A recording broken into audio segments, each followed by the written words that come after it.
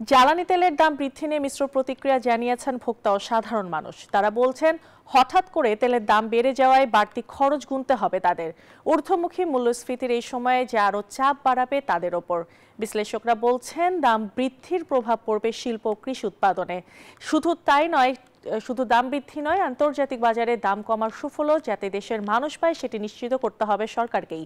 আরও জানাচ্ছেন রিয়াজ সুমন।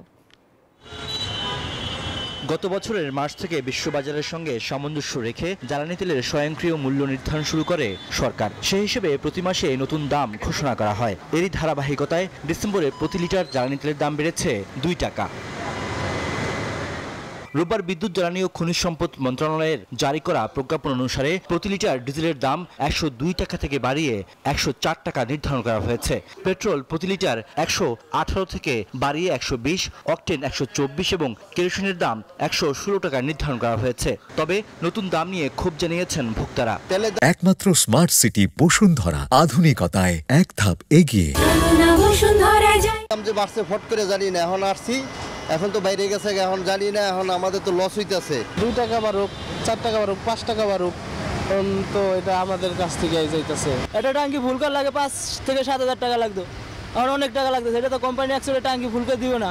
65 টাকা লিটার যখন ছিল তখনই ভাড়া যেটা ছিল, এখন 100 এই যে আজকে 104 টাকা হয়েছে ভাড়া সেম এটাই। এই জ্বালানি বিশ্লেষক বলছেন, জ্বালানি তেলের মূল্য বৃদ্ধিতে সরকারের হয়তো রাজস্ব বাড়বে, তবে চাপে পড়বে শিল্প ও কৃষি উৎপাদন। বাড়তি মূল্যের যে জ্বালানি, এটার জন্য আসলে ভোক্তা দায়ী নয়।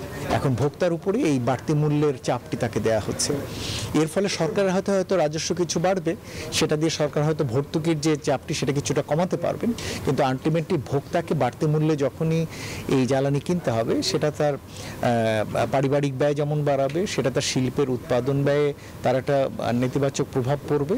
কৃষির ক্ষেত্রে কৃষি উৎপাদনেও এটার একটা অ্যাডভার্স ইফেক্ট পড়বে। ভোক্তাদের স্বস্তি দিতে জ্বালানি তেলের মূল্য বৃদ্ধি আন্তর্জাতিক মানদণ্ডে করার দাবি জানান ভোক্তা ও বিশ্লেষকরা।